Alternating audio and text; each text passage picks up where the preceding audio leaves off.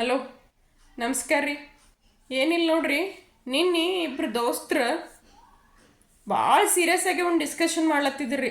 ಅದ್ರಾಗ ಒಬ್ಬ ಅಲ್ಲತ್ತಿದ್ದ, ನಾರೇ ಮಾಲ್ಡೀವ್ಸಿಗೆ ಹೋಗಲ್ಲೇ ನೋಡಪ್ಪ ಒಟ್ಟ. ಯಾಕೆ ಹೋಗ್ಬೇಕು ನಾವು? ನಮಗೆ ನಮ್ಮ ದೇಶದ ಮ್ಯಾಗ ದೇಶಾಭಿಮಾನ ಅದಾನ, ಹೋಗಲ್ಲ ಅಂದ್ರೆ ಹೋಗಲ್ಲ ಅಂತ.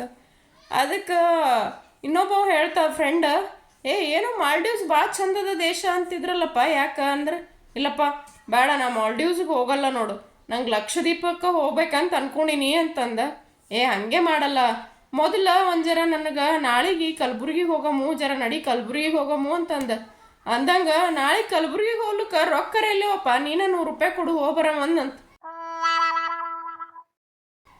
ಅದಕ್ಕೆ ದೋಸ್ತಂದ, ಅಲ್ಲ ಇಷ್ಟು ಮಟ ನೀ ಮಾಲ್ಡೀವ್ಸಿಗೆ ಹೋಗೋದು ಹೇಳತ್ತಿದ್ದಿ, ನೀನು ಕಲಬುರ್ಗಿಗೆ ಹೋಗ್ಲಿಕ್ಕೆ ರೊಕ್ಕಿಲ್ಲ ಅಂತಂದಂತ. ರೊಕ್ಕ ಇಂಪಾರ್ಟೆಂಟ್ ಅಲ್ರಿ, ದೇಶಾಭಿಮಾನ ಇಂಪಾರ್ಟೆಂಟ್ ಅದ. ಏನಂತೀರಿ? ರೊಕ್ಕ ಐತೋ ಇಲ್ಲೋ, ನಾವರ ಮಾಲ್ಡೀವ್ಸ್ಗೆ ಹೋಗಲ್ಲ ಅಷ್ಟ.